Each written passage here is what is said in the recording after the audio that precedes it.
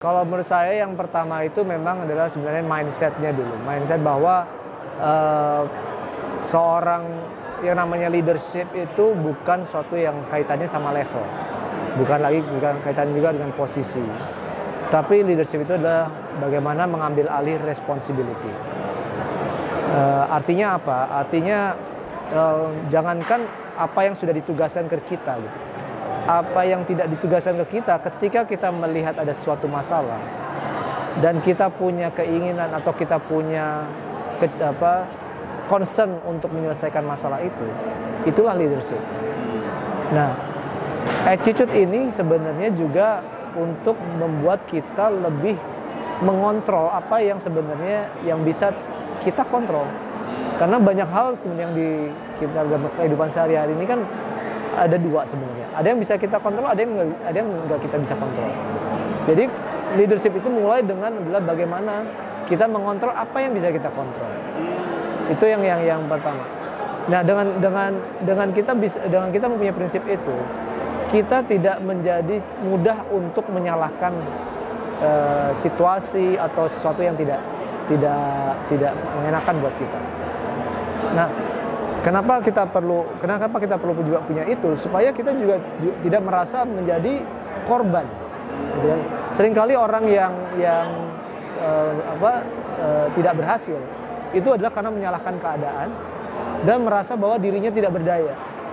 Nah, padahal banyak sekali sebenarnya option lain dari apa yang dia pikirkan sebelumnya. Nah, kalau orang yang punya leadership attitude, dia akan mencari taking responsibility. Kalau ini nggak bisa jalan, pakai yang mana ya? Kalau yang ini jalan nggak bisa, pakai apa? Jadi itu yang pertama yang perlu ini. Yang kedua yang saya belajar juga adalah bagaimana untuk membangun itu adalah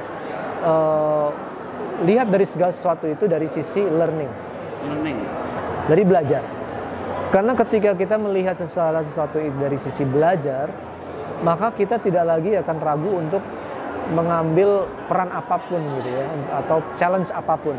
Dengan learning itu, orang itu tidak akan lagi untuk ragu untuk melakukan sesuatu hal yang baru, untuk mencoba sesuatu yang tidak biasa, untuk mengalami sesuatu yang tidak mengenakan, karena dia mengambil semua itu adalah suatu pelajaran yang membuat dia untuk bisa berkembang ke depannya.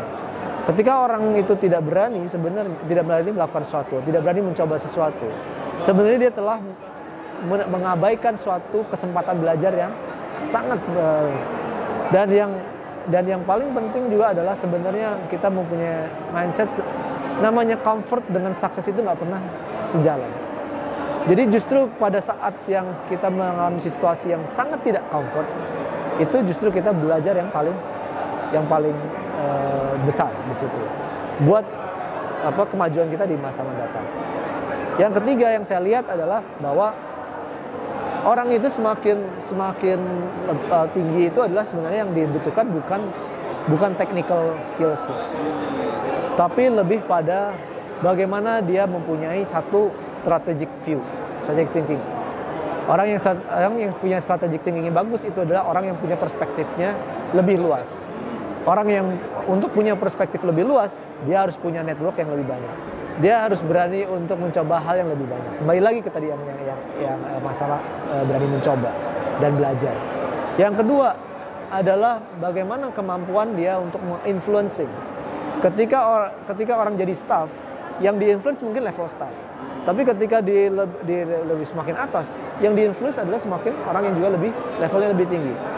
Menginfluence orang yang levelnya lebih tinggi tidak sama dengan menginfluence orang yang di level staff.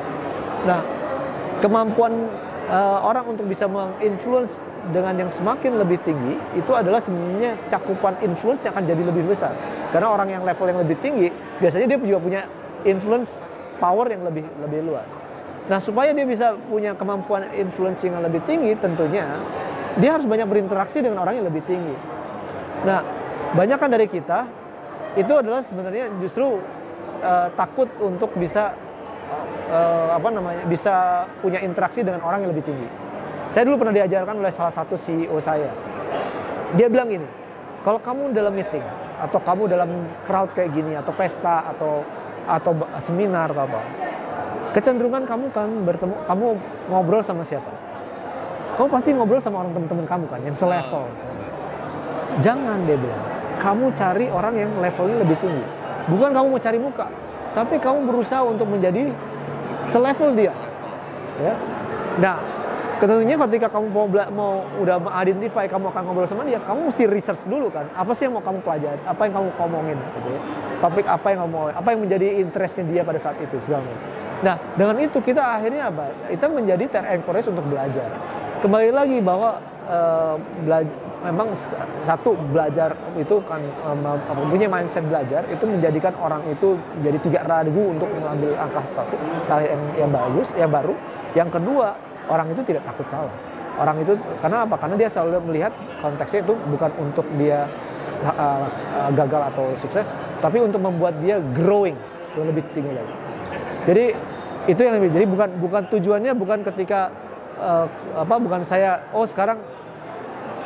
sekarang saya jadi HR manager, saya harus jadi HR director. Tujuannya bukan itu. Jadi tujuannya adalah kalau saya sekarang HR manager, taruhlah saya memanage 50 orang. Ya.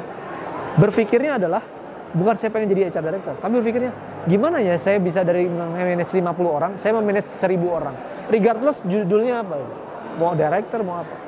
Nah, berangkat dari situ justru akan membuat kita semangat untuk melihat, apalagi yang saya pelajari, apalagi nanti. Daripada kita mikirin, kapan ya gue dapat jadi promosi, kapan ya gue dapat diangkat dari sini, kapan ya gue ditawarin ini. Jadi kalau orang mikir posisi, selalu mikirnya begitu.